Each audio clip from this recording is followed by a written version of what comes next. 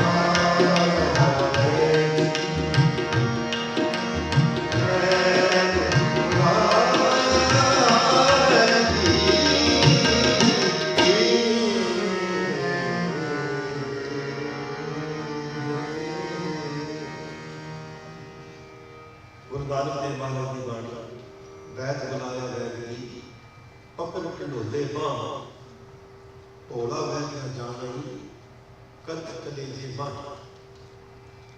गुरु नानक देव सच्चे पातशाह जी कहते हैं कि जो रोग लभदे ने उन्होंने कोई रोग की दवाई नहीं होनी चाहिए।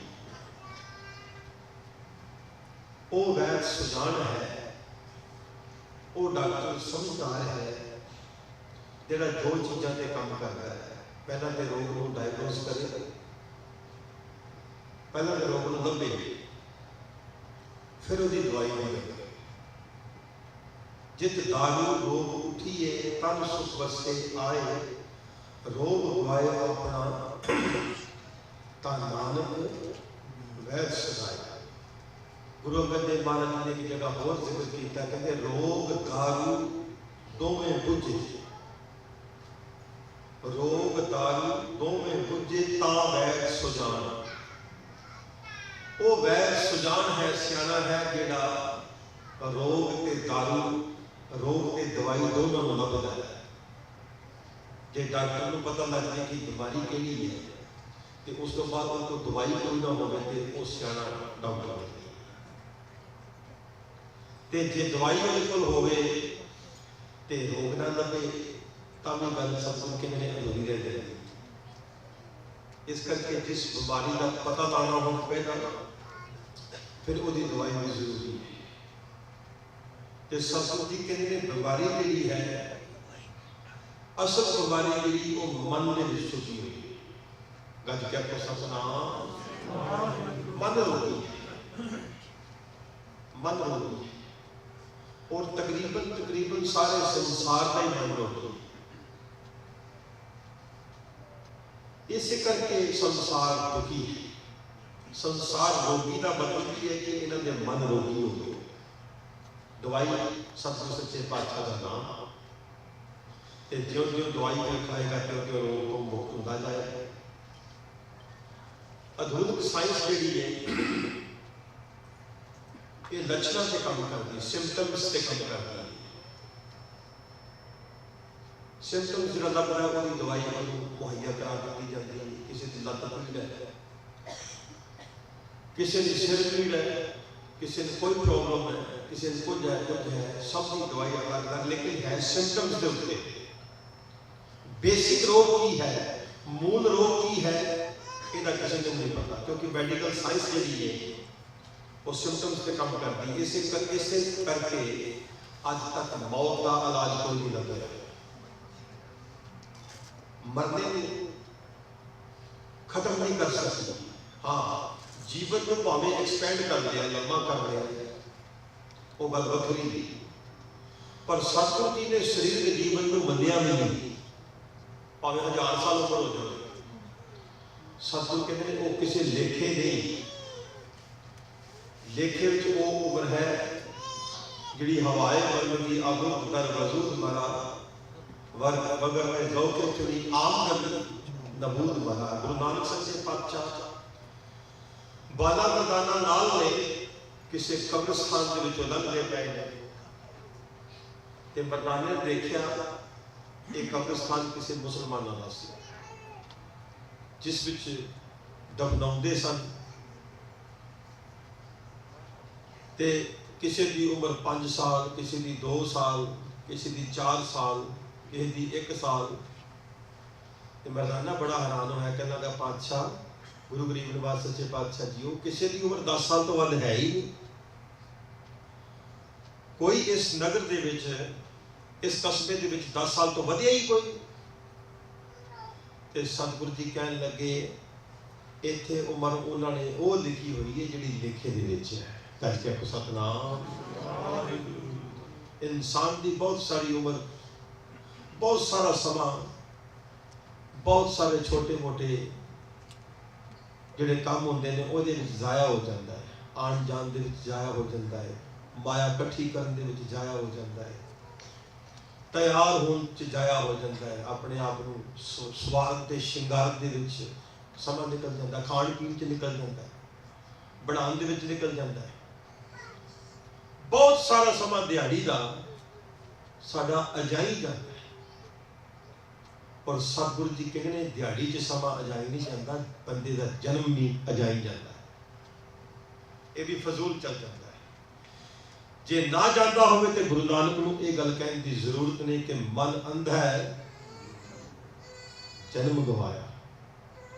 सतगुरु जी कहते हैं जिस पिछे तेरी एनर्जी लगी हुई है ना, जो चीज इकट्ठी करने के उत्ते वो जीवन की कसवटी के उत्ते नाल नहीं चलती, नाल नहीं चलती। ਉਹਦਾ ਪਛਤਾਵਾ ਵੱਖਰਾ ਹੁੰਦਾ ਹੈ। ਰਾਤ ਕਾਰਨ ਧਨ ਸੰਚੀਏ ਭਲਕੇ ਚੱਲਣ ਹੋਏ, ਨਾਨਕ ਸਾਥ ਨਾ ਚੱਲਈ ਫਿਰ ਪਛਤਾਵਾ ਹੋਏ। ਤੇ ਗੁਰੂ ਨਾਨਕ ਦੇਵ ਸੱਚੇ ਪਾਤਸ਼ਾਹ ਮਰਦਾਨੇ ਨੂੰ ਕਹਿਣ ਲੱਗੇ ਇਹ ਉਮਰ ਉਹ ਹੈ ਜੋ ਲੇਖੇ ਦੇ ਵਿੱਚ ਹੈ। ਭਾਵੇਂ ਕੋਈ 80 ਸਾਲ ਜੀਵਿਆ ਹੈ ਤੇ ਜੇ ਉਹਨੇ ਸਿਮਰਨ ਦੇ ਵਿੱਚ ਲੇਖੇ ਦੇ ਵਿੱਚ 2 ਸਾਲ ਵੀ ਲੰਘਾਏ ਨੇ ਤੇ 2 ਸਾਲ ਹੀ ਨੇ ਉਹਦੀ ਉਮਰ ਹੈ। ਬਾਕੀ 80 ਸਾਲ ਕਿਸੇ ਕੰਮ ਦੇ ਨਹੀਂ, ਬਾਕੀ 78 ਸਾਲ ਕਿਸੇ ਕੰਮ ਨਹੀਂ, ਕਿਸੇ ਲੇਖੇ ਨਹੀਂ।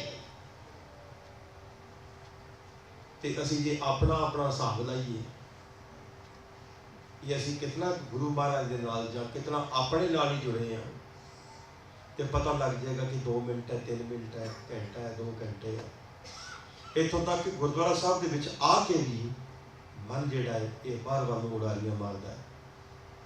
ਇੱਥੇ ਆ ਕੇ ਵੀ ਸੰਸਾਰਿਕ ਪਦਾਰਥਾਂ ਦੀ ਮੰਗ ਹੁੰਦੀ ਹੈ ਕਿ ਮੈਨੂੰ ਇਹ ਚੀਜ਼ਾਂ ਨਹੀਂ ਪ੍ਰਾਪਤ ਹੋਈਆਂ।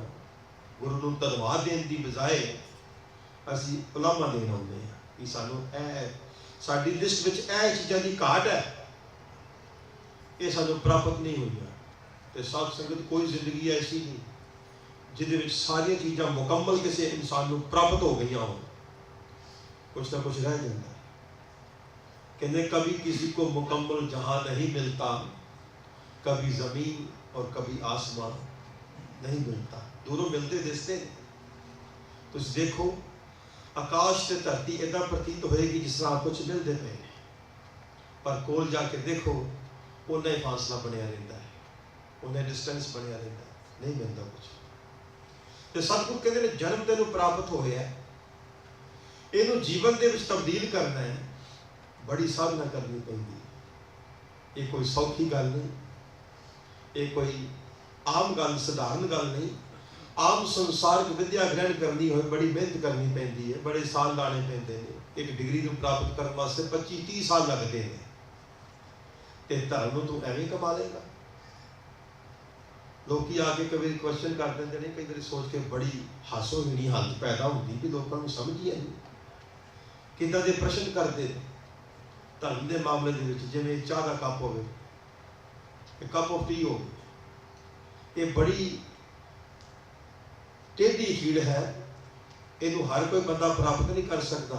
वाट हम हमारी खरी उड़ीनी, खनियों तिखी बहुत पैनी, इस ऊपर है मार्ग मेरा शेख फरीदा पंथ संभाल सवेरा। तो समझने की जरूरत है। जिन्होंने समझ आई है उन्होंने कुछ लाभ खटिया है, जिसे बाकियां ते गवा के जाते हैं। तो सतगुरु सच्चे पातशाह जी कहते हैं बाणी के राही के जो वचन ने वो द्वारा समझ आ जाए किते ते बड़ी वड्डी मुबारकबाद है उस आदमी को जिसनों ये गल अंदर ग्रहण हो जाती है। तो सतगुरु कहते हैं कि तै साहिब की मैं सार ना जानी, जो मन खोए पाछे पछतानी। शेख फरीद साहब का शब्द बड़े प्यार के नाल श्रवण करो, इसे भाव का शब्द